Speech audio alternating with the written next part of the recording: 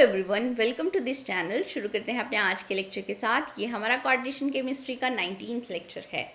Previous lecture में हमने charge transfer spectra से रिलेटेड जितने भी इंपॉर्टेंट कॉन्सेप्ट थे वो डिटेल में पढ़ लिए हैं। आज हम नए टॉपिक की तरफ मूव करेंगे विच इज़ मैग्नेटिज्म। मैग्नेटिज्म के अंडर पैरामैग्नेटिज्म की बात करी जाएगी, डायमैग्नेटिज्म की बात करी जाएगी। पैरामैग्नेटिक सब्सटेंसेस कौन से होते हैं, डायमैग्नेटिक सब्सटेंसेस कौन से होते हैं, उनकी प्रॉपर्टीज़ क्या है, ये सब कुछ हम देखेंगे। यहाँ पे जो इम्पॉर्टेंट वाला पार्ट आता है वो मैग्नेटिक मूवमेंट का आता है। कौन से कॉम्प्लेक्सेस के लिए या फिर आयंस के लिए मैग्नेटिक मूवमेंट कैसे फाइंड आउट करते हैं, कौन सा फॉर्मूला लगता है, ये इंपॉर्टेंट पार्ट है जिसको हम थोड़ी देर में डिस्कस करेंगे। अभी जो बेसिक वाला कॉन्सेप्ट है वो थोड़ा सा देख लेते हैं, ठीक है। जब किसी सब्सटेंस को एक्सटर्नल मैग्नेटिक फील्ड में रखा जाता है, प्लेस किया जाता है, तो सब्सटेंस के इलेक्ट्रॉन सर्कुलेट होना शुरू हो जाते हैं, जिसकी वजह से वो सब्सटेंस अपनी खुद की मैग्नेटिक फील्ड जनरेट करता है। मैंने क्या बोला, किसी सब्सटेंस को हम एक्सटर्नल मैग्नेटिक फील्ड में रख रहे हैं, उसके बाद सर्कुलेशन हो रही है इलेक्ट्रॉन्स की, जिसकी वजह से सब्सटेंस खुद की मैग्नेटिक फील्ड जनरेट कर रहा है। अब अगर इन दोनों की डायरेक्शन एक ही जैसी है तो सब्सटेंस क्या होगा, attracted by the magnetic field होगा। सब्सटेंस यहाँ पे substance attracted by external magnetic field, और अगर ऐसा हो रहा है तो सब्सटेंस को हम पैरामैग्नेटिक सब्सटेंस बोलेंगे। अब यहाँ पे एक और फिनोमेना देखने को मिल सकता है कि हमने सब्सटेंस को अप्लाइड मैग्नेटिक फील्ड में रखा, उसकी खुद की मैग्नेटिक फील्ड इंड्यूस हो रही है, जनरेट हो रही है, बट अब जो अप्लाइड मैग्नेटिक फील्ड है और जो इंड्यूस्ड मैग्नेटिक फील्ड है ये एक दूसरे को अपोज कर रहे हैं, opposite direction to each other है। तो इस केस में क्या होगा, substance repelled by external magnetic field आपको देखने को मिलेगा, और ऐसे सब्सटेंसेस को हम डायमैग्नेटिक सब्सटेंसेस बोलते हैं। Substance repelled by external magnetic field, ये वाला फिनोमेना देखने को मिलेगा, और ऐसे सब्सटेंसेस को हम डायमैग्नेटिक सब्सटेंसेस बोलते हैं। पैरामैग्नेटिज्म देखने के लिए हम यूजली बात करते हैं अनपेयर्ड इलेक्ट्रॉन्स की। किसकी बात करते हैं कि अगर एक भी अनपेयर्ड इलेक्ट्रॉन प्रेजेंट है तो हम बोलेंगे कि सब्सटेंस पैरामैग्नेटिक सब्सटेंस है। तो पैरामैग्नेटिज्म में आप स्पिन मैग्नेटिज्म की बात करोगे, ऑर्बिटल मैग्नेटिज्म की बात करोगे। स्पिन मैग्नेटिज्म मतलब इलेक्ट्रॉन अपने ही एक्सिस के थ्रू मूव कर रहा है, अपने ही एक्सिस के थ्रू रिवॉल्व हो रहा है, उसकी वजह से आपको स्पिन मैग्नेटिज्म देखने को मिलेगा। और अगर इलेक्ट्रॉन अराउंड द न्यूक्लियस भी रिवॉल्व करता है, उसकी वजह से ऑर्बिटल मैग्नेटिज्म देखने को मिलेगा। अब कुछ सब्सटेंसेस ऐसे भी होते हैं जहाँ पे अनपेयर्ड इलेक्ट्रॉन एक भी प्रेजेंट नहीं होता, स्टिल वो थोड़ा बहुत पैरामैग्नेटिक बिहेवियर शो करते हैं। वो सब्सटेंसेस कौन से हैं और वो पैरामैग्नेटिक बिहेवियर क्यों शो कर रहे हैं, ये हम थोड़ी देर में डिटेल में पढ़ेंगे। नेक्स्ट आपके पास टर्म आती है मैग्नेटिक ससेप्टेबिलिटी। मैग्नेटिक ससेप्टेबिलिटी क्या होती है, it is the degree to which a material can be magnetised in external magnetic field. Basically हम यहाँ पे देख रहे हैं कि अप्लाइड मैग्नेटिक फील्ड की वजह से इंड्यूस्ड मैग्नेटिक फील्ड की स्ट्रेंथ क्या है। अगर magnetic susceptibility for paramagnetic substances की बात करी जाए तो यहाँ पे मैग्नेटिक ससेप्टेबिलिटी पॉजिटिव आएगी। क्यों पॉजिटिव आ रही है, पैरामैग्नेटिक सब्सटेंसेस में मैंने ऑलरेडी बताया कि यहाँ पे जो अप्लाइड मैग्नेटिक फील्ड होगी और जो इंड्यूस्ड मैग्नेटिक फील्ड होगी ये एक दूसरे को अलाइन कर रहे हैं, सेम ही डायरेक्शन में आ रहे हैं। यहाँ पे पैरामैग्नेटिक सब्सटेंसेस के लिए मैग्नेटिक ससेप्टेबिलिटी पॉजिटिव होगी, जबकि हम magnetic susceptibility for diamagnetic substances देखें तो यहाँ पे applied magnetic field and induced magnetic field oppose कर रहे हैं, एक दूसरे को, ऑपोजिट डायरेक्शन में हैं। तो magnetic susceptibility for diamagnetic substances आएगी नेगेटिव। अब magnetic susceptibility for paramagnetic substance हम इस फॉर्मूले से फाइंड आउट कर सकते हैं, ये आपको ध्यान में रखना होगा। और यहाँ पे ये सारी अब कांस्टेंट टर्म्स हैं, ये सारी क्या आ गई, कांस्टेंट टर्म आ गई, तो इसको रिप्लेस कर सकते हैं हम कैपिटल सी से। कैपिटल सी क्यूरी कांस्टेंट है डिवाइडेड बाय टी। यहाँ पे आप देख सकते हो ये इन दोनों का इन्वर्स रिलेशनशिप आपको देखने को मिल रहा है, temperature and magnetic susceptibility for paramagnetism का। और इस लॉ को बोलते हैं हम क्यूरी लॉ, जो एप्लीकेबल होता है मैग्नेटिकली डाइल्यूट पैरामैग्नेटिक सब्सटेंसेस के लिए अब इसके ऊपर ग्राफ प्लॉट करने के लिए पूछे जा सकते हैं। तो फर्स्ट ग्राफ हम प्लॉट करेंगे magnetic susceptibility for paramagnetic substances versus temperature. तो यहाँ पे आपको हाइपरबोलिक ग्राफ देखने को मिलेगा। अब यहाँ पे magnetic susceptibility versus 1 by temperature है, तो यहाँ पे आप इसको कैसे देख सकते हो, y is equal to 1/t को x लिख दो, यहाँ पे c स्लोप आ रही है, y is equal to mx type equation है, मतलब आपको स्ट्रेट लाइन ग्राफ मिलेगा और स्लोप यहाँ पे c आएगी। ठीक है, नेक्स्ट ग्राफ देखते हैं। नेक्स्ट हमने ड्रॉ करना है magnetic susceptibility into temperature versus temperature. तो यहाँ पे देखो हमारे पास फॉर्मूला क्या था, लॉ क्या था, magnetic susceptibility is equal to c/t। अब टेम्परेचर के साथ मल्टीप्लाई करो दोनों साइड पे, तो यहाँ पे इंटू ये t आ जाएगा is equal to c। That means आपको यहाँ पे ये कांस्टेंट लाइन वाला ग्राफ मिलेगा और ये जो वैल्यू होगी ये आपके पास क्यूरी कांस्टेंट की वैल्यू आ जाएगी। ठीक है, अब मैंने आपको ऑलरेडी बताया कि कुछ सब्सटेंसेस जो डायमैग्नेटिक होते हैं वो भी पैरामैग्नेटिक बिहेवियर शो कर सकते हैं। जैसे हम ये वाला सब्सटेंस लेते हैं, इसके केस में Mn+7 ऑक्सीडेशन स्टेट में है, +7 ऑक्सीडेशन स्टेट में है, मतलब यहाँ पे अब सारे इलेक्ट्रॉन्स जो होंगे वो पेयर्ड ही होंगे। सब्सटेंस क्या है, ये डायमैग्नेटिक है, बट स्टिल ये पैरामैग्नेटिज्म शो करता है, पैरामैग्नेटिक बिहेवियर शो करता है। क्यों शो करेगा, क्योंकि यहाँ पे जो होमो और लूमो के बीच में जो गैप होता है, highest occupied molecular orbital and lowest unoccupied molecular orbital के बीच में ये जो एनर्जी डिफरेंस है, ये जो गैप है, ये लेस होता है। तो यहाँ पे इलेक्ट्रॉन होमो से लूमो में एक्साइट कर जाएंगे। अब ये एक्साइटेशन टेम्परेचर की वजह से नहीं हो रही है, अब ये जो एक्साइटेशन हो रही है इलेक्ट्रॉन की ये टेम्परेचर इंडिपेंडेंट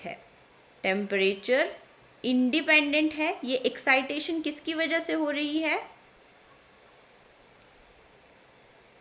ये थर्मल मोशन की वजह से एक्साइटेशन हो रही है, थर्मल मोशन की वजह से एक्साइटेशन हो रही है। और इस तरह के मैग्नेटिज्म को बोलेंगे, इस तरह के पैरामैग्नेटिज्म को बोलेंगे टेम्परेचर इंडिपेंडेंट पैरामैग्नेटिज्म। अब हम अपने नेक्स्ट टॉपिक की तरफ चलते हैं, which is cooperative mechanism. Cooperative mechanism समझने की कोशिश करते हैं। यहाँ पे अगर मैं सिंगल पैरामैग्नेटिक आयन या एटम की बात करती हूँ और इसको एक्सटर्नल मैग्नेटिक फील्ड में प्लेस करते हैं, तो यहाँ पे क्या होगा, जो एक्सटर्नल मैग्नेटिक फील्ड है एंड जो इंड्यूस्ड मैग्नेटिक फील्ड है ये अलाइन करेंगी। बट अगर मैं बल्क में पैरामैग्नेटिक आयन्स ले लूँ या फिर पैरामैग्नेटिक एटम्स ले लूँ, तो उसके केस में क्या होगा। ठीक है, अगर हम बल्क में ले लें तो समझने के लिए यहाँ पे मैं 2 आयन्स की ही बात करती हूँ। यहाँ पे देखो 2 आयन्स के केस में आपको 2 मैकेनिज्म यहाँ पे देखने को मिलेंगे। एक बार दोनों की स्पिन एक जैसी ही है, अगर दोनों की स्पिन सेम ही है तो यहाँ पे magnetic susceptibility for paramagnetic substance increase करेगी। बट यहाँ पे दूसरा केस क्या हो सकता है, क्योंकि अब जरूरी नहीं है कि स्पिन एक ही डायरेक्शन में हो, स्पिन ऑपोजिट डायरेक्शन में भी हो सकती है। तो इसके केस में पैरामैग्नेटिक सब्सटेंस के लिए जो मैग्नेटिक ससेप्टिबिलिटी होगी उसकी वैल्यू डिक्रीज करेगी। ठीक है, तो कोऑपरेटिव मैकेनिज्म क्या है कि जब हम बल्क में पैरामैग्नेटिक एटम्स या आयंस ले रहे हैं तो उसके केस में स्पिन की अलाइनमेंट की वजह से मैग्नेटिज्म के ऊपर क्या इम्पैक्ट पड़ता है, उसी को हम कोऑपरेटिव मैकेनिज्म बोलते हैं। ये प्रॉपर्टी पैरामैग्नेटिक सब्सटेंसेस की ही है। अब मैं यहाँ पे ले लेती हूँ, बड़े सारे एटम्स की बात कर रही हूँ। किसी सर्टेन टेम्परेचर पे ये जो स्पिन्स हैं इनका मोशन रैंडम है। ठीक है, रैंडम है, मतलब कुछ तो मैग्नेटिक ससेप्टिबिलिटी यहाँ पे होगी ही होगी फॉर पैरामैग्नेटिक सब्सटेंसेस। अब यहाँ पे कोऑपरेटिव इफेक्ट देखने को मिलेगा आपको। कोऑपरेटिव इफेक्ट का क्या मतलब है कि अब ये सारी स्पिन्स या तो एक ही डायरेक्शन में अलाइन हो जाए या फिर एक दूसरे के ऑपोजिट अलाइन हो जाए, या फिर कुछ एक ही डायरेक्शन में है कुछ ऑपोजिट डायरेक्शन में है, ऐसे हो सकती है। अलाइनमेंट ही है स्पिन की। तो कोऑपरेटिव इफेक्ट आपको कब देखने को मिलेगा, जब हम टेम्परेचर को डिक्रीज करते हैं। ठीक है, टेम्परेचर को डिक्रीज़ करेंगे तो एक बार क्या होगा कि ये सारी स्पिन की अलाइनमेंट एक ही डायरेक्शन में हो रही है, और जब स्पिन की अलाइनमेंट एक ही डायरेक्शन में हो उसको बोलते हैं हम फेरोमैग्नेटिज्म शो हो रहा है। ठीक है, यहाँ पे जो मैग्नेटिक ससेप्टेबिलिटी है वो इंक्रीज़ करेगी, बहुत ज़्यादा इंक्रीज़ करेगी, क्योंकि एक ही डायरेक्शन में है सारे। अब सेकेंड टाइम पे क्या हो सकता है कि कुछ स्पिन्स तो एक दूसरे के साथ अलाइन कर रही हैं, बट यहाँ पे कुछ स्पिन्स ऑपोजिट डायरेक्शन में हो, यहाँ पे भी मैग्नेटिक ससेप्टेबिलिटी इंक्रीज करेगी, इनकी वजह से जो अलाइनमेंट हो रही है एक ही डायरेक्शन में उनकी वजह से इंक्रीज करेगी, बट अब उतना इंक्रीज नहीं करेगी। अब यहाँ पे एक और आपको फिनोमेना देखने को मिल सकता है कि ये ऑपोजिट डायरेक्शन में है। ठीक है, मतलब यहाँ पे नेट इफेक्ट जो है वो कैंसिल हो रहा है। अब यहाँ पे मैग्नेटिक ससेप्टेबिलिटी की वैल्यू डिक्रीज करेगी और इस फिनोमिना को बोलते हैं एंटी फेरोमैग्नेटिज्म।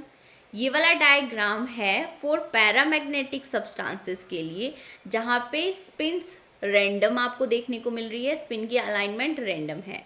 अब हमने टेम्परेचर को डिक्रीज किया, कोऑपरेटिव मैग्नेटिज्म आपको देखने को मिल रहा है। जब सारी स्पिन्स की अलाइनमेंट सेम डायरेक्शन में चली जाए, जिस टेम्परेचर पे सारी स्पिन की अलाइनमेंट सेम डायरेक्शन में चली जाए, उस टेम्परेचर को हम बोलेंगे क्यूरी टेम्परेचर। क्या बोलेंगे? Curie temperature. मतलब ये कौन सा टेम्परेचर है? जब पैरामैग्नेटिक सब्सटेंस बिहेव करेंगे फेरोमैग्नेटिक सब्सटेंस की तरह। ठीक है, अब यहाँ पे क्या हो सकता है कि ये जो स्पिन्स हैं इनका नेट रिजल्ट ज़ीरो आ गया, ऑपोजिट डायरेक्शन में चली गई हैं। तो जिस टेम्परेचर पे ये ऑपोजिट डायरेक्शन में चली जाए उस टेम्परेचर को हम बोलते हैं नील टेम्परेचर। नील टेम्परेचर जब पैरामैग्नेटिक सब्सटेंसेस बिहेव करेंगे एंटी फेरोमैग्नेटिक सब्सटेंस की तरह। अबव क्यूरी टेम्परेचर, अगर टेम्परेचर अबव क्यूरी टेम्परेचर है तो सब्सटेंस की तरह बिहेव करेंगे, पैरामैग्नेटिक की तरह ही बिहेव करेंगे। पैरामैग्नेटिज्म की ही ये प्रॉपर्टी है, मैग्नेटिक की तरह बिहेव करेंगे, और क्यूरी टेम्परेचर पे फेरोमैग्नेटिक की तरह बिहेव करेंगे, नील टेम्परेचर पे एंटी फेरोमैग्नेटिक की तरह बिहेव करेंगे। अब ये कुछ एग्जांपल्स हैं, ये आप देख लेना। मैग्नेटिक सब्सटेंसेस के, फेरीमैग्नेटिक सब्सटेंसेस के लिए यहाँ पे कुछ ही स्पिन जो है वो ऑपोजिट डायरेक्शन में अलाइन होती हैं, बाकी स्पिन्स सेम ही डायरेक्शन में अलाइन होंगी। और एंटी फेरोमैग्नेटिक के केस में जो स्पिन, जितनी स्पिन्स सेम डायरेक्शन में है उतनी ही स्पिन्स ऑपोजिट डायरेक्शन में भी होंगी।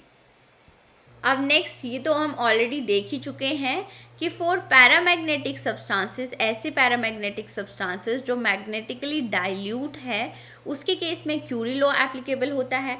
बट ऐसे पैरामैग्नेटिक सब्सटेंसेस जो मैग्नेटिकली डाइल्यूट नहीं है, जो कंसंट्रेटेड है, उसके केस में क्यूरी लॉ एप्लीकेबल नहीं होता है। क्यूरी-वेसिस लॉ यहाँ पे एप्लीकेबल होगा, क्योंकि यहाँ पे अब स्पिन्स की अलाइनमेंट आपको देखने को मिलेगी, कोऑपरेटिव मैकेनिज्म आपको देखने को मिलेगा। ठीक है, मैग्नेटिज्म आपको देखने को मिलेगा। ये आ गया आपके पास क्यूरी-वेसिस लॉ। यहाँ पे थीटा एम्पिरिकल कांस्टेंट है। तो अब ये ग्राफ आप ध्यान में रखना, 1 divided by magnetical susceptibility versus temperature graph है। ये मैंने ऑलरेडी बताया है आपको कि अगर temperature less than Curie temperature है, temperature less than Curie temperature है, तो पैरामैग्नेटिक सब्सटेंस किसकी तरह एक्ट करेंगे? फेरोमैग्नेटिक की तरह एक्ट करेंगे। अगर temperature greater than Curie temperature है तो सब्सटेंसेस हो जाएंगे पैरा मैग्नेटिक। ठीक है, वैसे ही अगर temperature less then Neel temperature होगा तो एंटी फेरो की तरह एक्ट करेगा सब्सटेंस, एंटी फेरो। और अगर temperature greater than Neel temperature है तो पैरा की तरह एक्ट करेगा। ठीक है, तो ये ग्राफ है, ये आप ध्यान में रख लेना। अब क्यूरी लॉ किसके लिए एप्लीकेबल होता है? पैरामैग्नेटिक सब्सटेंसेस के लिए। क्यूरी-वेसिस लॉ किसके लिए एप्लीकेबल होगा? फेरोमैग्नेटिज्म जब शो होगा या फिर एंटी फेरोमैग्नेटिज्म जब शो होगा। अब ये जो टेम्परेचर, यहाँ पे जो टेम्परेचर की वैल्यू होगी ये आपके पास आएगा क्यूरी टेम्परेचर और यहाँ पे टेम्परेचर आएगा आपके पास नील टेम्परेचर। अब यहाँ पे ग्राफ भी प्लॉट करने को दिए जा सकते हैं। अब पहला ग्राफ देखेंगे हम, magnetic susceptibility versus temperature for paramagnetic substances के लिए। किसके लिए देख रहे हैं? पैरामैग्नेटिक सब्सटेंसेस के लिए। ये ऑलरेडी देखा है हमें, हाइपरबॉलिक ग्राफ आपको देखने को मिलेगा यहाँ पे। ये ग्राफ है फॉर एंटी फेरोमैग्नेटिक सब्सटेंसेस के लिए। यहाँ पे ये आ रहा है आपके पास नील टेम्परेचर। नेक्स्ट ये ग्राफ है फॉर फेरोमैग्नेटिक सब्सटेंसेस के लिए, ठीक है। यहाँ पे ये जो टेम्परेचर होगा ये क्यूरी टेम्परेचर होगा। अब हम ग्राफ देखेंगे फॉर डायामैग्नेटिक सब्सटेंसेस के लिए। अब डायामैग्नेटिक सब्सटेंसेस में जो मैग्नेटिक ससेप्टिबिलिटी है वो टेम्परेचर के ऊपर डिपेंड ही नहीं करती है, इसीलिए आपको ये स्ट्रेट लाइन मिलेगी, ठीक है। नेक्स्ट अब हम बहुत ही इंपॉर्टेंट टॉपिक की तरफ जाने वाले हैं, मैग्नेटिक मूवमेंट। अब मैग्नेटिक मूवमेंट इलेक्ट्रॉन्स के दो टाइप की मोशन की वजह से अराइज होता है। एक इलेक्ट्रॉन रोटेट कर रहा है अपनी ही एक्सिस के थ्रू, जिसकी वजह से स्पिन मैग्नेटिक मूवमेंट देखने को मिलेगा।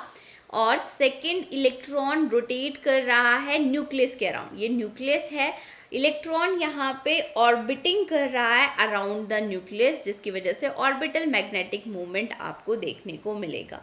अब मैग्नेटिक मूवमेंट के डिफरेंट फॉर्मूलाज होते हैं मैग्नेटिक मूवमेंट फाइंड आउट करने के लिए, वो आपको ध्यान में रखने पड़ेंगे। और कौन सा फॉर्मूला कहाँ पे एप्लीकेबल करना है, ये ज़्यादा डिफ़िकल्ट टास्क होता है, तो ये आप ध्यान से देखना।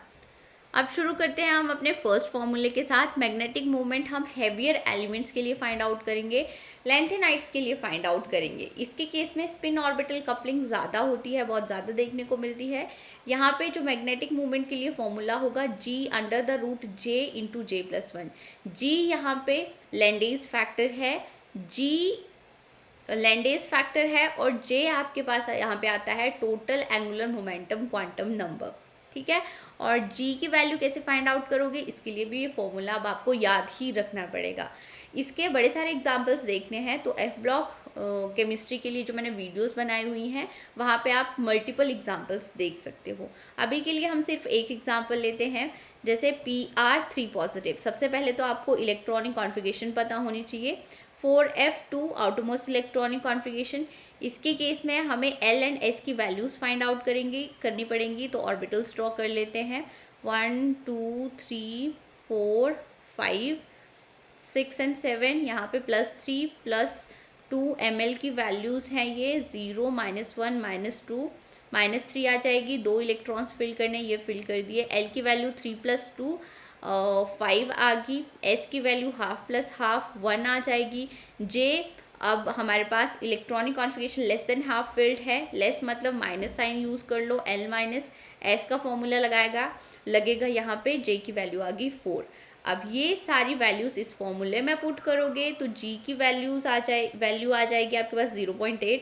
ये खुद से सॉल्व कर लेना, ठीक है। और यहाँ पे इफेक्टिव मैग्नेटिक मूवमेंट हम फाइंड आउट कर लेते हैं। √, J की वैल्यू कितनी है, 4 है। 4 × 5 आ जाएगा यहाँ पे 20 बोहर मैग्नेटॉन में। तो यहाँ पे जो इफेक्टिव मैग्नेटिक मूवमेंट की वैल्यू आएगी 3.58 बोहर मैग्नेटॉन आएगी, ठीक है। इसके ज़्यादा एग्जाम्पल आप F ब्लॉक केमिस्ट्री वाली वीडियोस में देख सकते हो। नेक्स्ट हम फॉर्मूला यूज़ करेंगे फॉर लाइटर एलिमेंट। बेसिकली यहाँ पे 3D सीरीज़ के ट्रांजिशन मेटल की हम बात करेंगे। और अब यहाँ पे जो स्पिन ऑर्बिटल कपलिंग है वो बहुत ही लेस होगी, वेरी लेस, निग्लेजिबल ही मानते हैं, बट ऑर्बिटल की कंट्रीब्यूशन होगी। और यहाँ पे जो मैग्नेटिक मूवमेंट है, इफेक्टिव मैग्नेटिक मूवमेंट है, वो spin only magnetic movement and orbital magnetic movement को हम इंडिपेंडेंटली कंबाइन कर देते हैं। तो आप यहाँ पे किसी भी आयन के लिए, ट्रांजिशन मेटल आयन के लिए 2 पॉजिटिव या फिर V3 पॉजिटिव आयन के लिए जब फाइंड आउट करना है तो ये वाला फॉर्मूला यूज़ करेंगे। अब नेक्स्ट फॉर्मूला जो बहुत इंपॉर्टेंट फॉर्मूला है, कोऑर्डिनेशन केमिस्ट्री में बेसिकली बात होती है magnetic movement for complexes. Complexes के केस में यहाँ पे हम ऑक्टाहेड्रल कॉम्प्लेक्सेस की बात करेंगे या फिर टेट्राहेड्रल कॉम्प्लेक्सेस की बात करेंगे। तो इसके केस में क्या होगा, अब जो मेटल के ऑर्बिटल्स हैं और लिगेंड के ऑर्बिटल्स ओवरलैप कर जाएंगे। तो अब जो ऑर्बिटल के थ्रू इलेक्ट्रॉन की जो मूवमेंट थी, जो ऑर्बिटल मोशन था, वो क्वेंच्ड हो जाता है। क्वेंच्ड मतलब उसको नेग्लेक्ट कर देते हैं, वो मोशन डिमिनिश हो जाता है। ठीक है, तो ऑर्बिटल मोशन है इलेक्ट्रॉन का, उसको बोल देते हैं क्वेंच हो गया है, quenching of orbital motion. That means यहाँ पे L की वैल्यू क्या हो जाएगी, 0 हो जाएगी। L की वैल्यू 0 पुट करने के बाद आपके पास ये फॉर्मूला आ जाएगा। ठीक है, अब S को आप कैसे लिख सकते हो, n/2 लिख सकते हो। तो यहाँ पे जब वैल्यू n/2 आप पुट करोगे तो फॉर्मूला आपके पास आ जाएगा n × n+2 under the root. ये आ गया आपके पास spin only magnetic movement. Complexes के लिए बेसिकली हम स्पिन ओनली मैग्नेटिक मूवमेंट की बात करेंगे, क्योंकि यहाँ पे ऑर्बिटल मोशन जो है इलेक्ट्रॉन का वो क्वेंच्ड हो गया है। ठीक है, तो ये आपके पास दिए हुए हैं कॉम्प्लेक्सेस। यहाँ पे हमें मैग्नेटिक मूवमेंट फाइंड आउट करना पड़ेगा। सबसे पहले आपको क्या करना है, इलेक्ट्रॉनिक कॉन्फ़िगरेशन देखनी है। यहाँ पे टाइटेनियम आ रहा है +3 ऑक्सीडेशन स्टेट में, मतलब ये D1 इलेक्ट्रॉनिक कॉन्फ़िगरेशन का केस है। तो इसके केस में n क्या है, अब नंबर ऑफ अनपेयर्ड इलेक्ट्रॉन्स है। यहाँ पे n लिख लो, n क्या है, नंबर ऑफ अनपेयर्ड इलेक्ट्रॉन्स। ठीक है, n की वैल्यू 1 आ रही है, फॉर्मूले में पुट करो, 1 × 1+2, 1 × 3 आ जाएगा √3 की वैल्यू 1.73 बोहर मैग्नेटोन आ गया आपके पास स्पिन ओनली मैग्नेटिक मूवमेंट। ठीक है, अब इसके केस में अब ये टेट्राहेड्रल कॉम्प्लेक्स है। टेट्राहेड्रल के कॉम्प्लेक्स में E ऑर्बिटल्स नीचे आ जाएंगे, T2 ऑर्बिटल्स ऊपर आ जाएंगे। यहाँ पे CO आ रहा है अब +2 ऑक्सीडेशन स्टेट में। +2 ऑक्सीडेशन स्टेट में 3D7 इलेक्ट्रॉनिक कॉन्फ़िगरेशन होगी आउटरमोस्ट। हाई स्पिन नहीं मिलते ये 1 2 3 4 5 6 एंड 7। ठीक है, नंबर ऑफ अनपेयर्ड इलेक्ट्रॉन्स कितने आ गए, यहाँ पे 3 आ गए। वैल्यू पुट करो 3 × 3+2 अंडर द रूट। यहाँ पे mu effective spin only magnetic movement ही हमें फाइंड आउट करना है। तो 3 × 5 15 आ जाएगा, जिसकी वैल्यू आएगी 3.87 बोहर मैग्नेटोन। ठीक है, तो ऐसे अब हम magnetic movement easily find out कर सकते हैं कॉम्प्लेक्सेस का। बट यहाँ पे आपको ध्यान में क्या रखना होगा कि कौन से कॉम्प्लेक्सेस अब हाई स्पिन कॉम्प्लेक्सेस है और कौन से कॉम्प्लेक्सेस लो स्पिन कॉम्प्लेक्सेस है। जैसे यहाँ पे 3D6 इलेक्ट्रॉनिक कॉन्फ़िगरेशन आएगी।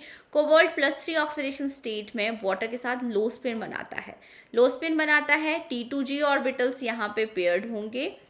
ठीक है, मतलब एक भी अनपेयर्ड इलेक्ट्रॉन प्रेजेंट नहीं है। n की वैल्यू यहाँ पे 0 है, तो mu spin only magnetic movement यहाँ पे कितना आएगा, 0 ही आएगा। अब इसके केस में देखो Ni यहाँ पे आ रहा है +4 ऑक्सीडेशन स्टेट में। जब मेटल +4 ऑक्सीडेशन स्टेट में होता है तब भी लो स्पिन कॉम्प्लेक्स की ही फॉर्मेशन होती है।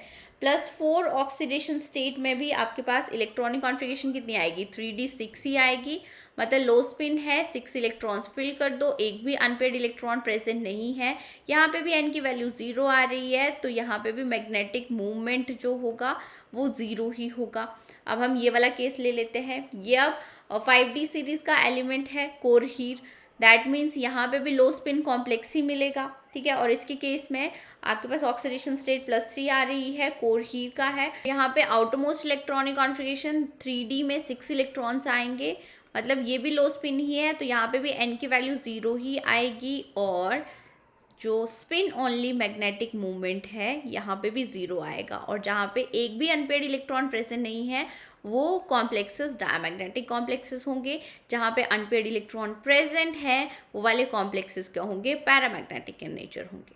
ठीक है, अनपेयर्ड इलेक्ट्रॉन प्रेजेंट है, पैरामैग्नेटिक इन नेचर है। अब यहाँ पे कैलकुलेशन को थोड़ा सा इजी करने के लिए आप ये वैल्यूज़ याद रख सकते हो स्पिन ओनली मैग्नेटिक मूवमेंट की। जब नंबर ऑफ अनपेयर्ड इलेक्ट्रॉन्स 1 हो, जब नंबर ऑफ अनपेयर्ड इलेक्ट्रॉन 1 है तो 1.73 आएगी। 2 है तो 2.87 आएगी, 3 है 3.874, 4.905, 5.92, ये इजीली याद कर सकते हो। यहाँ पे 1 के लिए 1 लिखोगे सबसे पहले, 2 के लिए 2, 3 के लिए 3, 4 के लिए 4, 5 के लिए 5। उसके बाद पॉइंट के डेसिमल के बाद वाले डिजिट भी आप इजीली याद रख सकते हो। यहाँ पे 7 से शुरू करो, 7, 8, 8 एंड 9, 9, इतनी वैल्यू याद होगी तो आप इजीली क्वेश्चन सॉल्व कर सकते हो। अब नेक्स्ट क्या है, क्वेश्चन ये आता है कि किसी कॉम्प्लेक्सेस में, किन्हीं कॉम्प्लेक्सेस में जो हम spin only magnetic movement find out करते हैं और जो एक्सपेरिमेंटल मैग्नेटिक मूवमेंट होता है वो सेम नहीं आता। वो क्या है, सेम नहीं आता। जैसे D7 हाई स्पिन कॉम्प्लेक्स की हम बात कर रहे हैं, कोई भी कॉम्प्लेक्स हो सकता है, D7 हाई स्पिन, इसके केस में नंबर ऑफ अनपेड इलेक्ट्रॉन्स कितने आएंगे, 3 आएंगे हाई स्पिन के केस में। तो magnetic movement, spin only magnetic movement की वैल्यू 3.87 बोहर मैग्नेटोन आती है, बट जो ऑब्जर्व्ड मैग्नेटिक मूवमेंट देखा गया वो 4.0 बोहर मैग्नेटोन आ रहा है, मतलब वैल्यू ज़्यादा आ रही है। अब ये कैसे आएगी, इसके केस में आपको ऑर्बिटल कॉन्ट्रीब्यूशन देखने को मिलेगी, ठीक है, कॉन्ट्रीब्यूशन देखने को मिलेगी। अब कौन से केसेस में, कौन से कॉम्प्लेक्सेस में ऑर्बिटल कंट्रीब्यूशन हो रही है जिसकी वजह से जो spin only magnetic movement and experimental magnetic movement same नहीं आ रहा है, इसके लिए कंडीशंस आपको ध्यान में रखनी होंगी। वो कंडीशंस क्या है कि orbital can be transferred to each other by rotating axis by 90 degree. इसका क्या मतलब है कि जैसे अगर हम T2G ऑर्बिटल्स की बात करें, T2G ऑर्बिटल्स की बात करें तो यहाँ पे DXY, DYZ एंड DZX ये ऑर्बिटल्स होंगे, ठीक है। इसके केस में क्या होता है, ये आपके पास नॉन एक्सियल ऑर्बिटल्स हैं, ये आपके पास x एक्सिस आएगी, ये y एक्सिस आएगी, और यहाँ पे ऑर्बिटल्स की शेप जो है वो आपको सेम ही देखने को मिल रही है। y आ गई और ये z एक्सिस होगी एंड यहाँ पे ये आ जाएंगे आपके पास और x axis and z axis. अब यहाँ पे अगर एक्सिस को आप रोटेट करते हो बाय 90 डिग्री तो ये इसमें कन्वर्ट हो सकता है, ये इसमें कन्वर्ट हो सकता है, ठीक है। एक्सिस 90 डिग्री रोटेट कर रहे हैं, यहाँ पे जी एक्सिस भी है, बट जी एक्सिस हम सिर्फ दिखाते नहीं हैं ताकि आपको इजीली समझ में आ जाए। बट एक्सिस को अगर 90 डिग्री रोटेट करें तो आपको ऑर्बिटल जो है वो चेंज हो जा रहा है, d x y d y z में चेंज हो सकता है, d y z d z x में चेंज हो सकता है। तो जहाँ पे भी आपको T2G ऑर्बिटल्स अनसिमेट्रिकली फील्ड मिलेंगे, अनसिमेट्रिकली फील्ड होंगे, वहाँ पे ऑर्बिटल कंट्रीब्यूशन देखने को मिलेगी, ऑर्बिटल कंट्रीब्यूशन देखने को मिलेगी, ठीक है। और कभी कभी स्टेटमेंट टाइप क्वेश्चन भी पूछा जाता है, तो यहाँ पे ऑर्बिटल्स की एनर्जी सेम होनी चाहिए, ऑर्बिटल्स की एनर्जी जो एक दूसरे में ट्रांसफ़र हो रहे हैं उनकी एनर्जी सेम होनी चाहिए, शेप सेम होनी चाहिए, सेम होनी चाहिए। और यहाँ से अब इलेक्ट्रॉन की भी ट्रांसफ़र होगी तो स्पिन मल्टीप्लिसिटी चेंज नहीं होनी चाहिए। जैसे यहाँ से इलेक्ट्रॉन यहाँ पे चला गया तो डेल्टा एस तो ज़ीरो ही रहेगा, स्पिन मल्टीप्लिसिटी भी चेंज नहीं होनी चाहिए। बेसिकली आपको क्या देखना है कि T2G जो ऑर्बिटल्स हैं अगर वो अनसिमेट्रिकली फील्ड हैं तो ऑर्बिटल कंट्रीब्यूशन देखने को मिलेगी, ठीक है। अब ये क्यों बताया, क्योंकि स्टेटमेंट टाइप क्वेश्चन भी पूछा जा सकता है। If T2G orbitals are unsymmetrically filled orbital contribution होगी, और इसके केस में म्यू इफेक्टिव जो होगा वो ज़्यादा आएगा स्पिन ओनली मैग्नेटिक मूवमेंट से। तो जहाँ पे भी बोला हुआ है जिस क्वेश्चन में भी कि म्यू इफेक्टिव ज़्यादा आ रहा है स्पिन ओनली मैग्नेटिक मूवमेंट से कॉम्प्लेक्सेस के केस में, वहाँ पे ऑर्बिटल कॉन्ट्रीब्यूशन देखने को मिलेगी। अब सारे हम केसेस ले लेते हैं ऑर्बिटल कॉन्ट्रीब्यूशन के लिए, सारी इलेक्ट्रॉनिक कॉन्फ़िगरेशन देख लेते हैं। सबसे पहले हम ऑक्टाहेड्रल कॉम्प्लेक्सेस की बात करेंगे। यहाँ पे देखो D1 इलेक्ट्रॉनिक कॉन्फ़िगरेशन आ रही है। D1 के केस में T2G अब अनसिमेट्रिकली फील्ड है, मतलब ऑर्बिटल कंट्रीब्यूशन देखने को मिलेगी। D2 के केस में भी T2G अनसिमेट्रिकली फील्ड है, ये T2G आगे, ये EG आगे अनसिमेट्रिकली फील्ड है, तो यहाँ पे भी ऑर्बिटल कॉन्ट्रीब्यूशन देखने को मिलेगी। अब यहाँ पे ये D3 का केस होगा, स्कैडियम टाइटेनियम वेनेडियम 2 पॉजिटिव है, D3 का केस है। अब इसके केस में देखो T2G ऑर्बिटल्स जो हैं वो सिमेट्रिकली फील्ड है, सिमेट्रिकली फील्ड है, तो ऑर्बिटल कॉन्ट्रीब्यूशन आपको देखने को नहीं मिलेगी। अब D4 के केस में अगर ये हाई स्पिन है, ये तो हाई स्पिन ही है, तो इसके केस में भी T2G अब सिमेट्रिकल है, T2G सिमेट्रिकल है, तो यहाँ पे ऑर्बिटल कॉन्ट्रीब्यूशन देखने को नहीं मिलेगी। अब यहाँ पे अगर मैं EG ऑर्बिटल्स की भी बात करूँ तो EG में कौन कौन से ऑर्बिटल्स आते हैं आपके पास, dx² - y² एंड dz² आते हैं, ठीक है। अब इनकी शेप की बात करें, एक्सियल ऑर्बिटल्स हैं ये, यहाँ पे ऑर्बिटल की शेप कुछ ऐसी होगी, ये आगे dx² - y², x axis y axis है, ये आ जाएगी आपके पास dz²। अब शेप आपको डिफरेंट मिल रही है और एक्सिस की रोटेशन 90 डिग्री होने के बाद भी ऑर्बिटल एक दूसरे में ट्रांसफॉर्म नहीं हो सकते। दैट मीन्स अगर EG ऑर्बिटल्स अनसिमेट्रिकली फील्ड होंगे तब भी आपको ऑर्बिटल कॉन्ट्रीब्यूशन देखने को नहीं मिलेगी, ठीक है। तो इसलिए D4 में ऑर्बिटल कॉन्ट्रीब्यूशन देखने को नहीं मिलेगी।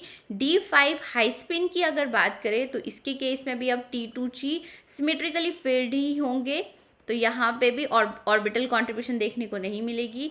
अब D6 की बात करते हैं तो ये T2G अनसिमेट्रिकली फील्ड हो गए, तो यहाँ पे देखने को मिलेगी। D7 के केस में भी T2G अनसिमेट्रिकली फील्ड हैं, तो यहाँ पे भी ऑर्बिटल कॉन्ट्रीब्यूशन देखने को मिलेगी। D8 के केस में T2G सिमेट्रिकली फील्ड है, नहीं होगी। D9 के केस में भी T2G अब सिमेट्रिकली फील्ड ही होंगे, यहाँ पे भी नहीं देखने को मिलेगी।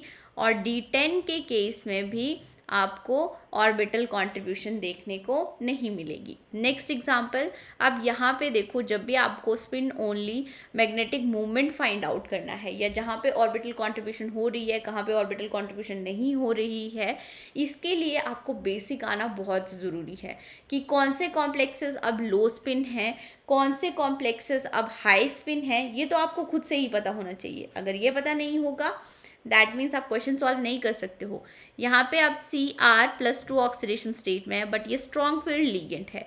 +2 ऑक्सीडेशन स्टेट में इलेक्ट्रॉनिक कॉन्फिगरेशन क्या होगी, D4 होगी, एंड ये लो स्पिन कॉम्प्लेक्स आ जाएगा। तो यहाँ पे इलेक्ट्रॉन्स की फिलिंग करके देख लेते हैं, 1 2 3 लो स्पिन है, तो यहाँ पे T2G अनसिमेट्रिकली फील्ड है, मतलब ऑर्बिटल कॉन्ट्रीब्यूशन यहाँ पे देखने को मिलेगी, ऑर्बिटल कॉन्ट्रीब्यूशन यहाँ पे देखने को मिलेगी, मतलब यहाँ पे जो मैग्नेटिक मूवमेंट आएगा वो ग्रेटर देन स्पिन ओनली होगा, ठीक है। अब इसकी बात करें तो ये अब आपके पास D6 इलेक्ट्रॉनिक कॉन्फ़िगरेशन है, बायपेरिडीन स्ट्रॉन्ग फील्ड लिगेंड है, यहाँ पे भी लो स्पिन कॉम्प्लेक्स की ही फॉर्मेशन होगी। लो स्पिन कॉम्प्लेक्स N की वैल्यू तो यहाँ पे 0 आ रही है। D6 यहाँ पे स्पिन ऑर्बिटल कपलिंग देखने को नहीं मिलेगी, ठीक है। स्पिन ऑर्बिटल कपलिंग नहीं, ऑर्बिटल कॉन्ट्रीब्यूशन की हम बात कर रहे हैं, ठीक है। ऑर्बिटल कॉन्ट्रीब्यूशन आपको देखने को नहीं मिलेगी। अगर इसकी बात करें तो CO यहाँ पे +2 ऑक्सीडेशन स्टेट में है, D7 इलेक्ट्रॉनिक कॉन्फ़िगरेशन है। D7 इलेक्ट्रॉनिक कॉन्फ़िगरेशन के केस में अब ये लो स्पिन है, इलेक्ट्रॉन्स की फिलिंग करते हैं, ये आ गया आपके पास, ये आ गया एंड ये आ गया। यहाँ पे भी T2G सिमेट्रिक ही है। अगर T2G सिमेट्रिक है तो यहाँ पे भी ऑर्बिटल कॉन्ट्रीब्यूशन देखने को नहीं मिलेगी। अब हम टेट्राहेड्रल कॉम्प्लेक्सेस की बात कर लेते हैं। तो टेट्राहेड्रल कॉम्प्लेक्सेस में अगेन आपको इलेक्ट्रॉन्स ही फील करने हैं, यहाँ पे हाई स्पिन और लो स्पिन का तो केस नहीं होगा। अब इसके केस में EG अनसिमेट्रिक है तो ऑर्बिटल कॉन्ट्रीब्यूशन तो देखने को नहीं मिलेगी यहाँ पे। उसके बाद D2 का केस देख लो, यहाँ पे भी ऑर्बिटल कॉन्ट्रीब्यूशन देखने को नहीं मिलेगी। अब D3 का केस देख लेते हैं, तो इसके केस में ऑर्बिटल कॉन्ट्रीब्यूशन देखने को मिलेगी क्योंकि T2 अनसिमेट्रिक होने चाहिए। इसके केस में भी ऑर्बिटल कॉन्ट्रीब्यूशन देखने को मिलेगी। D5 के केस में ऑर्बिटल कॉन्ट्रीब्यूशन देखने को नहीं मिलेगी, ठीक है। D6 का केस देख लो, अब D6 के केस में भी नहीं मिलेगी, D7 के केस में भी नहीं मिलेगी। D8 के केस में अब आपको यहाँ पे ऑर्बिटल कंट्रीब्यूशन देखने को मिलेगी। 9 के केस में भी ऑर्बिटल कंट्रीब्यूशन देखने को मिलेगी और 10 के केस में ऑर्बिटल कंट्रीब्यूशन देखने को नहीं मिलेगी। बस आपको कॉम्प्लेक्स दिया होगा, पूछा जाएगा कहाँ पे ऑर्बिटल कंट्रीब्यूशन हो सकती है, कहाँ पे ऑर्बिटल कंट्रीब्यूशन नहीं हो सकती है, या फिर पूछा जाएगा कॉम्प्लेक्सेस दिए हुए होंगे कि किसका जो मैग्नेटिक मूवमेंट है वो स्पिन ओनली मैग्नेटिक मूवमेंट से ज़्यादा आएगा। ऐसे क्वेश्चन आप इजीली सॉल्व कर सकते हो। अब नेक्स्ट ये वाला क्वेश्चन आ रहा है, ठीक है, ये टेट्राहेड्रल कॉम्प्लेक्स है। इलेक्ट्रॉनिक कॉन्फिगरेशन देखो D7 आएगी, हाई स्पिन का केस है। तो यहाँ पे अगर हम इलेक्ट्रॉन्स की फिलिंग करें, E नीचे आ जाएंगे, T2 ऊपर आ जाएंगे, 1 2 3 4 5 6 एंड 7। अब यहाँ पे देखो T2 तो सिमेट्रिकली फील्ड है, सिमेट्रिकली फील्ड है। अगर ये सिमेट्रिकली फील्ड हैं दैट मीन्स यहाँ पे ऑर्बिटल कंट्रीब्यूशन नहीं होगी, ऑर्बिटल कंट्रीब्यूशन नहीं होगी। अगर ऑर्बिटल कंट्रीब्यूशन नहीं हो रही है दैट मीन्स यहाँ पे जो एक्सपेरिमेंटल वैल्यू आनी चाहिए मैग्नेटिक मूवमेंट की वो स्पिन ओनली मैग्नेटिक मूवमेंट की जितनी ही आनी चाहिए, बट यहाँ पे ऐसा नहीं होता, ठीक है। इसके केस में अगर मैं आपको प्रॉपर वैल्यू बताऊं तो इसके केस में प्रॉपर वैल्यू आती है आपके पास, ऐसे तो unpaired electrons n is equal to 3 आ रहे हैं, तो म्यू इफेक्टिव कितना आना चाहिए, स्पिन ओनली आना चाहिए 3.87 बोहर मैग्नेटॉन, पर एक्सपेरिमेंटली इसकी वैल्यू आती है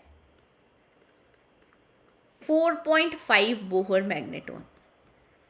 अब ऐसा क्यों हो रहा है, ठीक है, इसके लिए अब डिफरेंट फॉर्मूला लगेगा म्यू इफेक्टिव फाइंड आउट करने के लिए। ऐसा कब होता है, ऐसा होता है जब आपके पास टेम्परेचर इंडिपेंडेंट पैरामैग्नेटिज्म का कॉन्सेप्ट लगता है।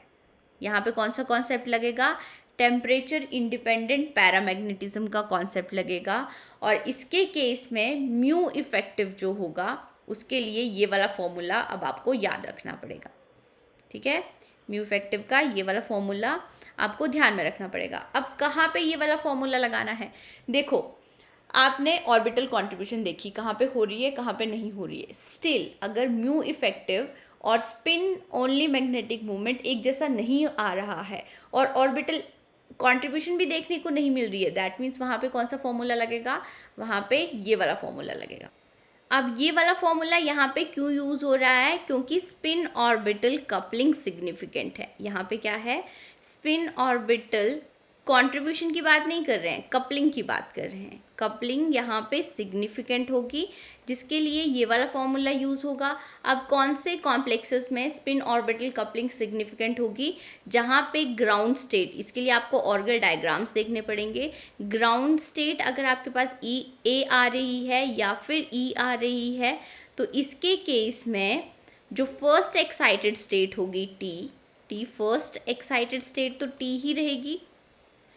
फर्स्ट एक्साइटेड स्टेट ये मिक्सअप हो जाती हैं और वहाँ पे आपको स्पिन ऑर्बिटल कपलिंग देखने को मिलती है। यहाँ पे ये जो लैम्डा है ये स्पिन ऑर्बिटल कपलिंग कांस्टेंट होगा और इसकी वैल्यूज़ दी हुई होगी क्वेश्चन में। ये आपके पास क्रिस्टल फील्ड स्प्लिटिंग है, इसकी वैल्यू भी दी हुई होगी। यहाँ पे ये जो अल्फ़ा है इसकी वैल्यू आपको फाइंड आउट करनी पड़ेगी, मतलब याद रखनी पड़ेगी। अगर आपके पास ग्राउंड टर्म डी आ रही है तो अल्फ़ा की वैल्यू 2 होगी, एफ आ रही है तो अल्फ़ा की वैल्यू 4 होगी, ठीक है।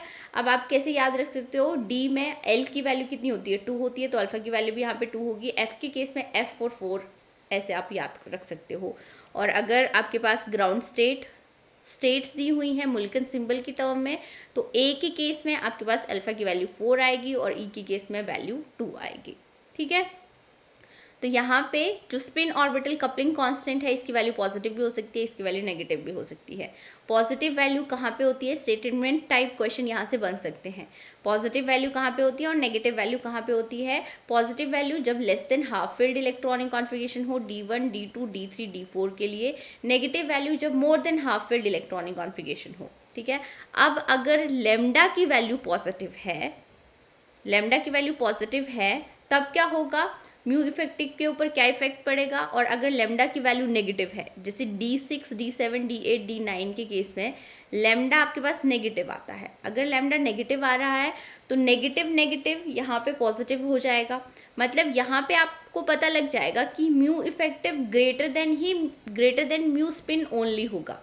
ये इजीली आप फाइंड आउट कर सकते हो। स्टेटमेंट टाइप यहाँ पे क्वेश्चन बन सकते हैं, तो ये ध्यान में रखना होगा कि इसके केस में mu effective greater than mu spin only है, और अगर लेमडा की वैल्यू पॉजिटिव आ रही है, ठीक है, पॉजिटिव आ रही है, तो इसके केस में म्यू इफेक्टिव जो होगा वो लेस देन स्पिन ओनली होगा। तो यहाँ पे आपको स्पिन ऑर्बिटल कपलिंग कांस्टेंट ध्यान में रखना होगा कि कहाँ पे पॉजिटिव आएगा, कहाँ पे नेगेटिव आएगा।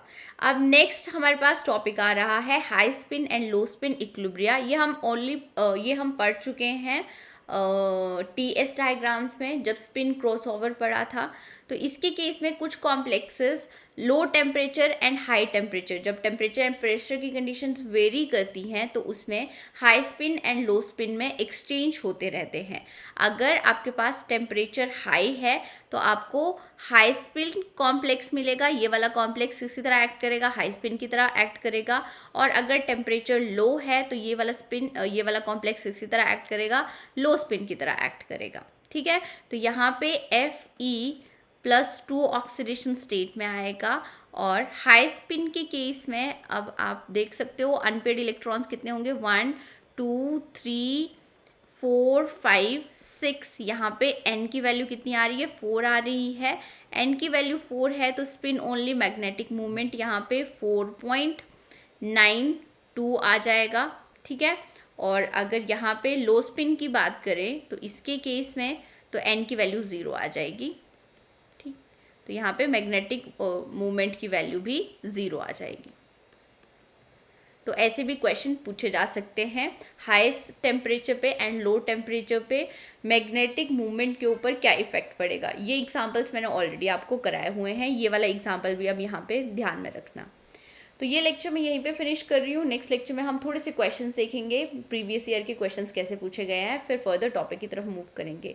आई होप आपको ये लेक्चर अच्छा लगा हो। Do share, subscribe and like my channel.